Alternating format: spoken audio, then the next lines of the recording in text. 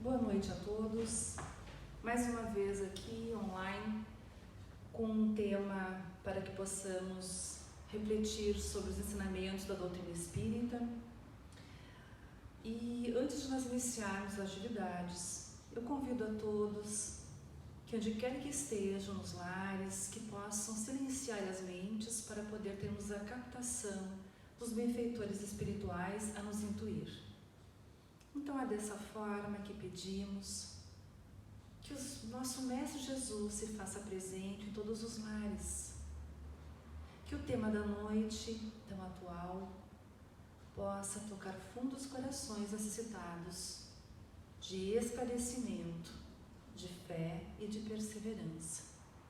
Abençoa-nos, que a tua misericórdia, ó Mestre, invada todo o nosso planeta, hoje e sempre. Que assim seja. Então, buscando um tema bastante atual, falaremos sobre a ansiedade, o mal do século sobre o olhar espírita. Falamos tanto em pandemias e estamos tão vinculados ao que está acontecendo neste momento, mas há muito tempo nós estamos vivendo uma grande epidemia no mundo todo, que são os transtornos psicológicos. Hoje falaremos especificamente da ansiedade. E o Brasil é o país mais ansioso do mundo, conforme a Organização Mundial da Saúde. Nós estamos então no recorde na prevalência da ansiedade e estamos em 5º lugar na prevalência de depressão no mundo. Mas sobre a ansiedade é muito mais comum do que nós possamos imaginar. 1 em cada 10 pessoas no mundo sofre de algum distúrbio de saúde mental. E aí nós temos que entender de que muitas pessoas passaram por esse estágio de ansiedade ou irão passar mais tarde, sendo que 33% da população mundial sofre de ansiedade. Esses são os diagnosticados, fora aqueles que ainda não buscam soluções e não estão nessa lista. A depressão, ela afeta 350 milhões de pessoas no mundo, ou seja, 16,5%. Inclusive a depressão e esses transtornos psicológicos é a causa principal de afastamento de trabalho no mundo todo. Com tudo isso, com todos esses índices, a gente começa a nos perguntarmos o que está acontecendo. Porque quando nós temos uma pandemia, uma epidemia que seja viral, nós conseguimos ter acesso a informações materiais, seja doença, temos os sintomas físicos muito próprios, onde nós fazemos testes e somos diagnosticados com A, B ou C.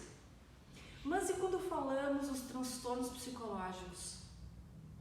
Como é que faremos o teste para sabermos que estamos em alguma situação que não está de acordo com a nossa felicidade, com a nossa harmonia de viver? Muitas vezes sofremos de angústia, sofremos de várias situações inquietantes, de medos, e deixamos isso como se fosse uma normalidade. E aí, é claro, vem o sofrimento, e não só o sofrimento da pessoa que está doente, mas principalmente o sofrimento da família toda que está envolvida com essa pessoa.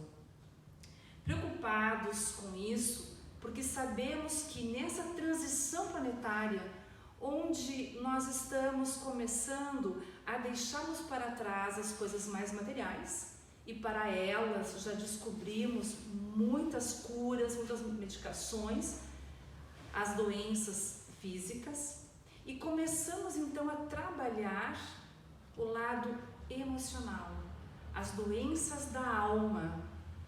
E Joana de Ângeles já sabendo dessa necessidade, nos traz, através do Divaldo Pereira Franco, uma grande série psicológica onde existem mais de 17 livros que trabalham intimamente todas as nossas questões para que haja um autodescobrimento, um acreditar novo, um novo modo de ver a vida, um novo aprendizado que nos auxilia então a nos modificarmos. Quais são os sintomas de uma pessoa que é ansiosa? Porque nós temos a ansiedade que é natural e temos a ansiedade que é patológica. Então, normalmente, se caracterizam as pessoas ansiosas pelo sofrimento por antecipação.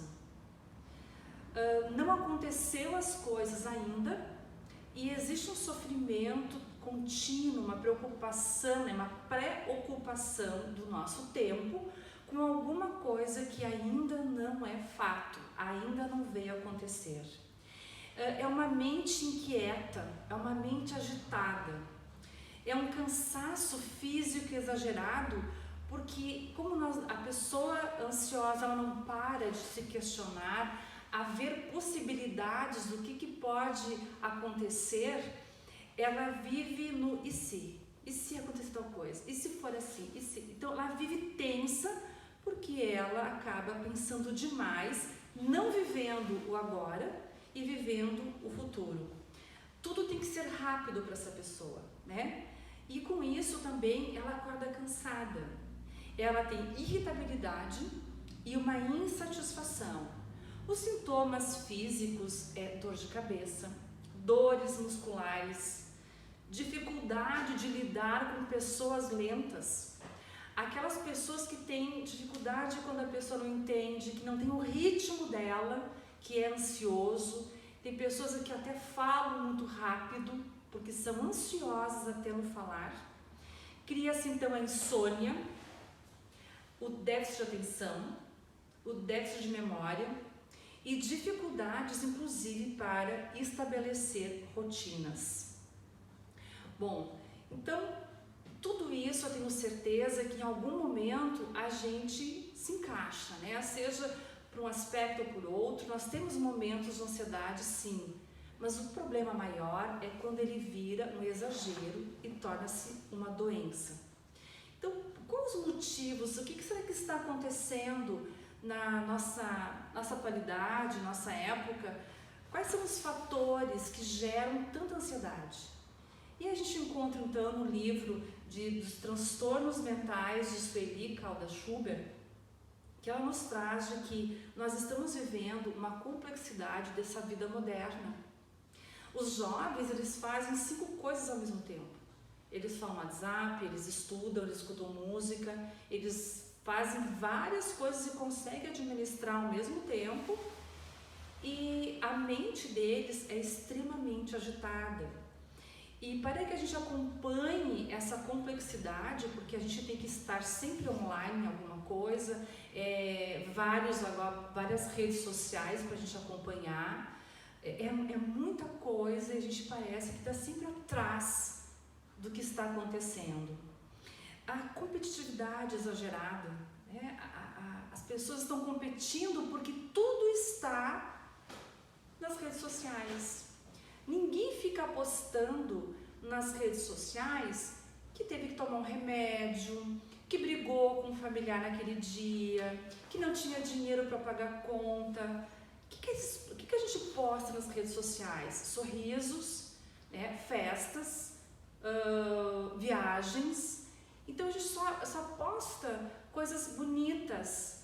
E às vezes, se a gente não está muito bem, a gente olha para aquilo ali e a gente pensa assim, nossa, só a minha vida é ruim. Só eu tenho problema familiar, só eu tenho angústia, só eu tenho dificuldade financeira, só eu estou com dificuldade, né, na minha saúde, porque todo mundo é feliz. Porque lá só postam coisas belas.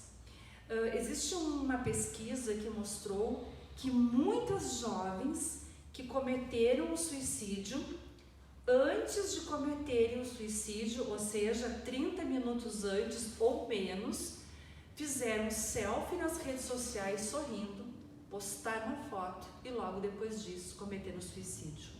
Então é uma grande mentira, né? A gente tem pressões por todos os lados, desafios para as mudanças que acontecem.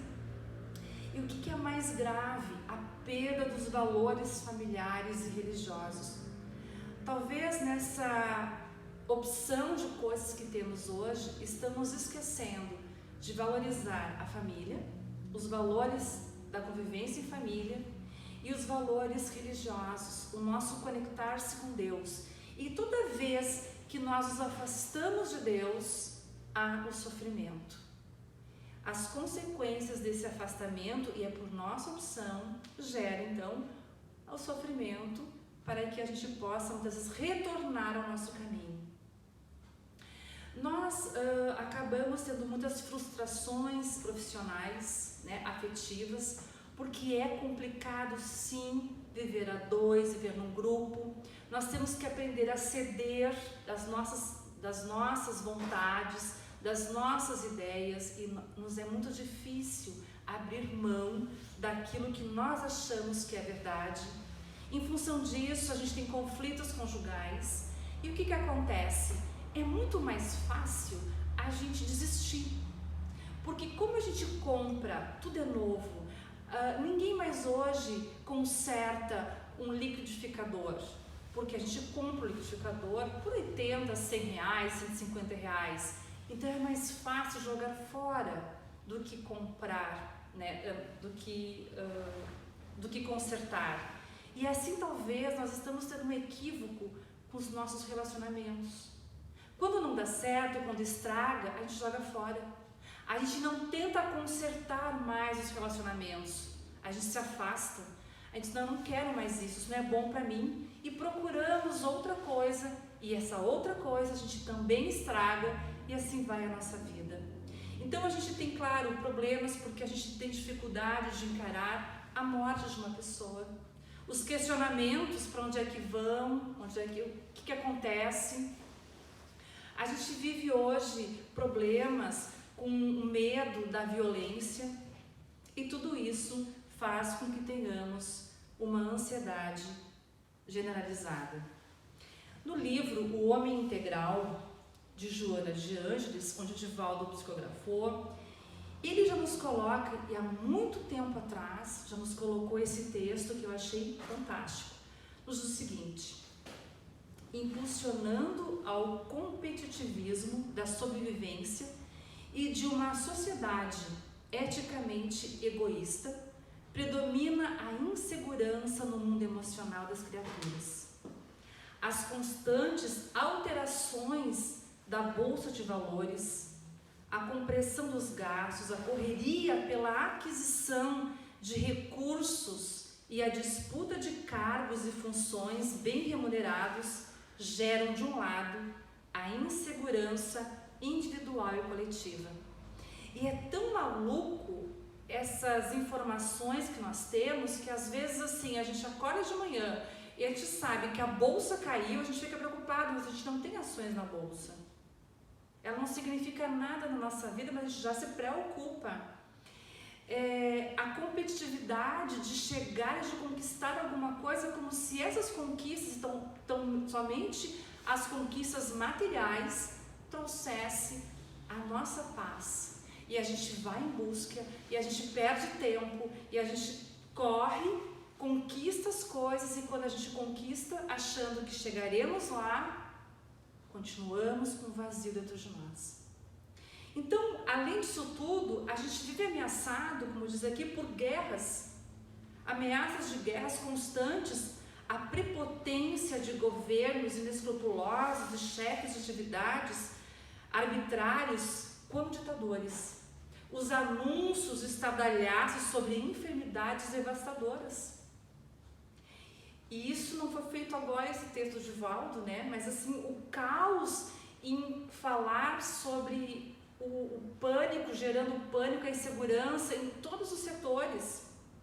Os comunicados sobre os danos perpetrados contra a ecologia, pronunciando tragédias iminentes, a catalogação de crimes e violências aterradoras, respondem pela inquietação e pelo medo que graçam em todos os meios sociais, como constante ameaça contra o ser e o seu grupo, levando-os a permanentes ansiedades que defluem das incertezas da vida.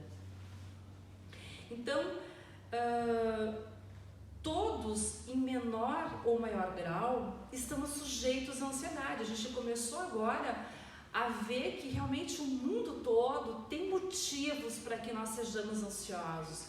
Mas algumas pessoas, a gente tem que entender que preferem raciociná-la, né? Outras narcotizá-las e outras evitá-las. Então, de que maneira que eu vou viver com todas essas informações? Eu vou usar a razão, eu vou procurar o meu equilíbrio, eu vou narcotizá-las, fugindo através, né, de drogas, enfim, de bebidas, ou eu vou evitá-las, eu não vou aceitar de que eu estou num processo de ansiedade.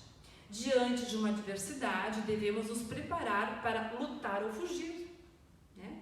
A fuga pode gerar problemas futuros. A luta, embora penosa, pode gerar grandes benefícios. E aí minha pergunta: vamos lutar ou vamos fugir? A maioria de nós não temos a coragem de olhar para dentro de si. Porque a pessoa que busca esse autoconhecimento e se questiona, ela é muito corajosa. A gente prefere fugir. Então, quais são os meios que a gente utiliza para não ir no ponto principal, que é o nosso eu íntimo?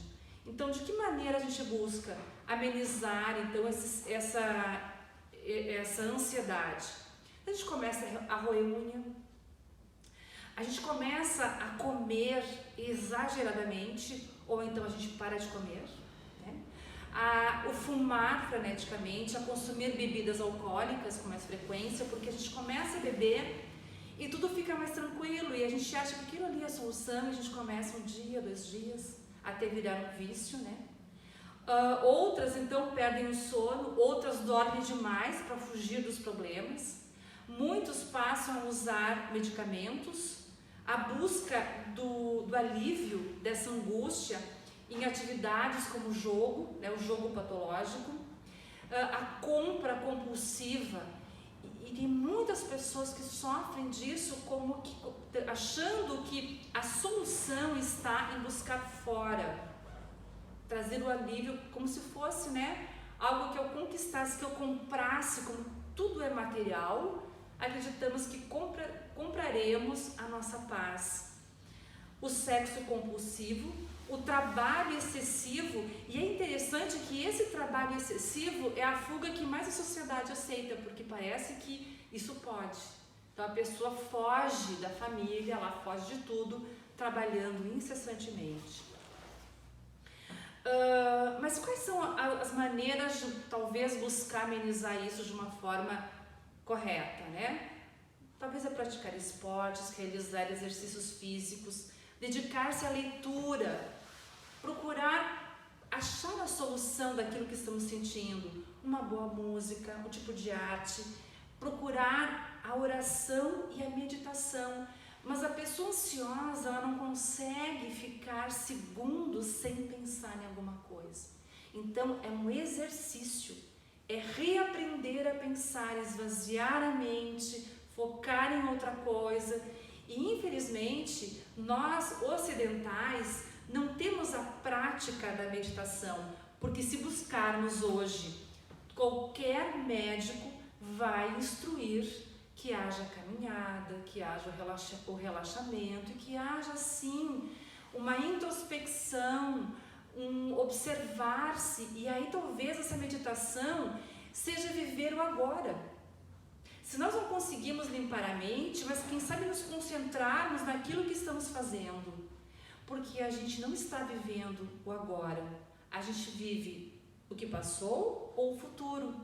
Quando a gente anda de carro, né, ou a gente anda de bicicleta, perceber a natureza, sentir o vento tocando na nossa pele, observar as coisas quando pegamos com as mãos, qualquer ato, escovar os dentes, Quem é que escova os dentes observando que a gente está limpando, higienizando, escovando a nossa gengiva?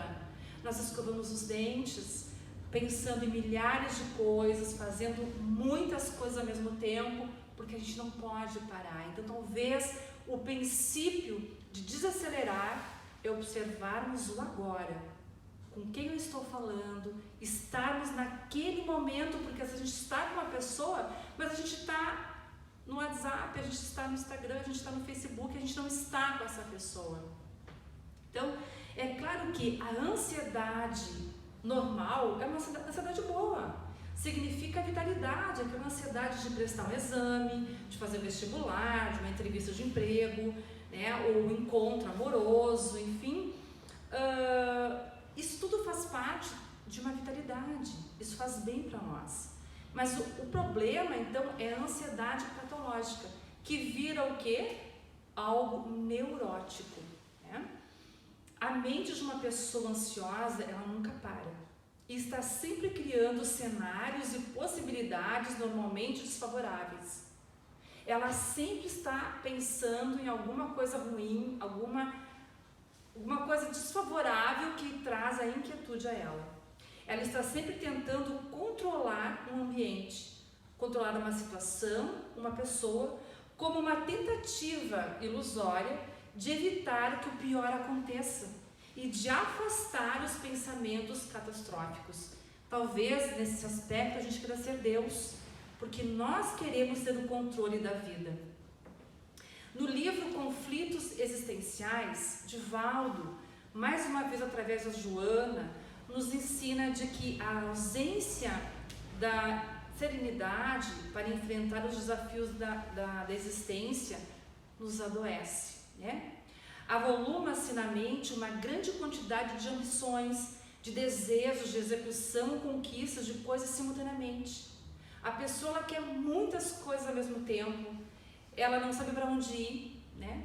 Ela precisa, às vezes, preencher todos os minutos da vida dela porque ela não quer pensar. Tem pessoas que são tão ansiosas que elas não conseguem com silêncio. Elas estão no ambiente, elas ligam a TV, elas ligam o rádio, elas têm que ter algum barulho, porque o silêncio faz com que elas reflitam e isso é uma fuga e elas fogem para não se escutarem. Então são pessoas com tudo isso que tornam-se exigentes e preconceituosas, agressivas e violentas, desejosas de impor a sua vontade contra o que existe, contra a ordem estabelecida. E os relacionamentos com uma pessoa ansiosa acabam sendo turbulentos, porque deseja se impor, não admitindo restrições à forma da conduta, não admitem que devam mudar de comportamento. Então nós temos vários tipos de ansiedade. Não conseguiremos falar sobre todos eles, porque nós temos a ansiedade generalizada, nós temos a fobia social, nós temos o transtorno de pânico, temos a ansiedade induzida por substâncias químicas, temos o estresse pós-traumático, temos os transtornos obsessivos compulsivos, que é o TOC, e temos as fobias em gerais. Algumas delas tentaremos comentar como funcionam. Então, nós vamos falar um pouquinho do TOC, do TAG, que é o transtorno de ansiedade generalizada, e alguma coisa de pânico. Então, quem tem TOC, né? É aquela pessoa que repete o tempo todo um ato. Então, ela é uma pessoa que ela tem pavor, né, da contaminação de coisas sujas ou micróbios. É um ser excessivamente exigente quanto à arrumação dos objetos pessoais ou da casa. Tudo tem que estar milimetricamente da forma que ela acredita estar certo. Ela não consegue deitar deixando um copo sujo na pia. Ela briga com as pessoas da família porque não está a toalha na posição que ela acha que tem que estar. Então ela acaba ela tem pavor de pensamentos sobre sexos não comum, porque tudo é feio, tudo é sujo. Ela tem impulsos agressivos, ela fica medindo, conferindo, lava, guarda, conta, evita. Ela cria um processo que como se fosse assim uma coisa de que eu vou me proteger, um mantra. Então, se ela acha que se ela abrir e fechar a chave da porta 2 ou 3 vezes e que esse processo vai fazer com que não tenha ninguém que arrombe a porta ou que ela não esqueceu, ela faz isso 2 ou 3 vezes. É como se fosse uma proteção, então ela repete sempre as mesmas atitudes. O problema é que isso acaba com o tempo fazendo coisas absurdas. Vai aumentando, né, a quantidade de banhos que a pessoa toma, a quantidade de regras que ela impõe, e aí vai um processo que já ouvi nos livros, de que pessoas acabam no início lavando as mãos inúmeras vezes, depois ela começa a lavar as mãos com várias substâncias, depois ela começa a lavar com álcool, daqui a pouquinho ela acha que a casa está contaminada, aí ela começa a lavar as paredes da casa com álcool, começa a borrifar álcool no ambiente, daqui a pouquinho ela está usando apenas luva, tudo isso num processo, porque as pessoas acham que não, eu tenho um toquezinho, não acham que isso seja um transtorno psicológico e não dão bola, até virar um processo mais sério. Então, a pessoa que tem um transtorno generalizado de ansiedade, ela tem outros sintomas, é uma preocupação excessiva e descontrolada sobre acontecimentos futuros, aumento considerável da irritabilidade e da impaciência, tensão muscular frequente, principalmente nos ombros, porque a gente carrega, né, o mundo nos ombros, dificuldades persistentes em concentração e foco. O medo, o transtorno do pânico, é um medo extremo, é uma sensação de morte, é uma sensação de destruição iminente, mas o paciente não é capaz de indicar a fonte do seu medo. Por que é importante a gente falar tudo isso? Porque a pessoa que convive com um ser, com alguém que está doente, seja depressão, seja ansiedade, ela precisa entender o processo. Porque não aparece, quando a gente quebra um braço, a gente percebe que a gente faz uma atadura, a gente põe um gesso e a pessoa olha para aquele gesso e percebe que ela não consegue se alimentar, não consegue ter um movimento adequado. Mas quando nós estamos doentes psicologicamente, nós não valorizamos, a gente acha que é bobagem. E como a gente não vê a doença, porque ela é mental, ela é íntima, a gente fica com raiva, a gente não tem paciência, diz assim, puxa, mas vai passear, tu tem que te ajudar, sai desse quarto, achando que é má vontade da pessoa em não fazer as coisas. Então imagina o conflito. Ela se sente pior ainda, aquela pessoa chega e diz assim, puxa, mas tu tem tudo, por que tu tá assim dessa maneira? O que te acontece? E aí é pior, porque vem a culpa, realmente eu tenho tudo e estou infeliz, eu não tenho vontade mais de fazer nada, me preocupo sem necessidade. Então é muito importante saber lidar com isso, porque a família toda às vezes está doente, né? É como se nós olhássemos para alguém que tem uma infecção intestinal. Se alguém já teve uma infecção intestinal, sabe das dores, da cólica, a gente não quer sair da cama, dói muito. E a gente olhar para essa pessoa assim, gente, vamos pro shopping, vamos melhorar. E a gente está ali se contorcendo de dor. Assim é quando falamos com alguém que está com ansiedade ou depressão. Não é dizer vamos pro shopping porque ela está doente. O pânico é muito pior porque além desse medo de algo que ela não sabe muito bem o que é, ela começa a ter sintomas físicos, que é taquicardia, sudorese, falta de ar, uma pressão na cabeça, ondas de calor, tontura, tremor. Ela tem tudo isso e ela acha que ela está infartando. E aí a sensação que ela vai morrer.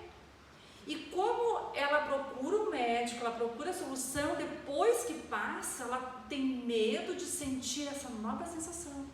E ela não quer sair de casa. Porque o medo é que ela esteja em qualquer lugar, sozinha, e todo aquele sintoma que ela teve de que ela ia morrer, que ela não esteja com alguém para socorrer. Então ela começa a se refugiar, a não sair de casa, a procurar pessoas que fiquem com ela, porque ela tem esse medo que possa acontecer de novo. Então,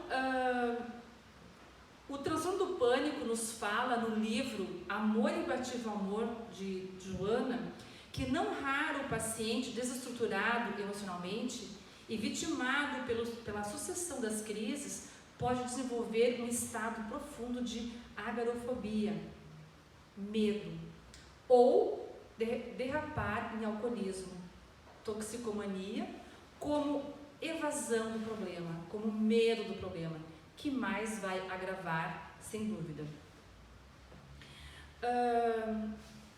O problema do paciente com transtorno de pânico pode desenvolver essa agorafobia, medo de lugares públicos, o que leva a recusar-se a sair de casa,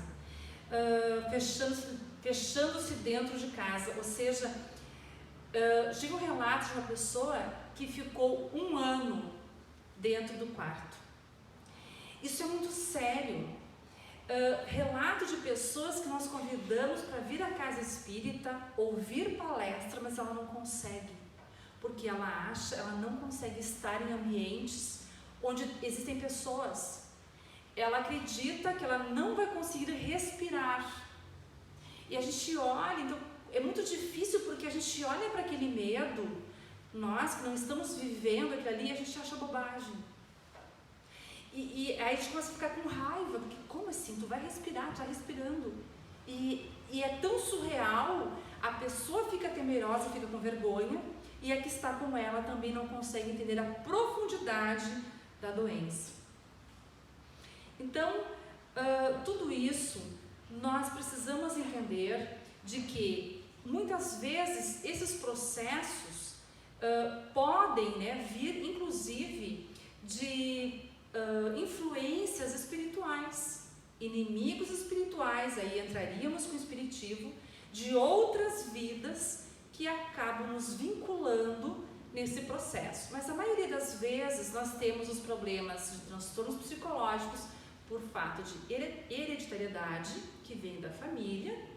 Nós temos esse processo em função dos nossos traumas, da nossa infância, daquilo que nós carregamos em outras vidas, porque tudo é ação e reação, e também pode ser vinculados a processos obsessivos.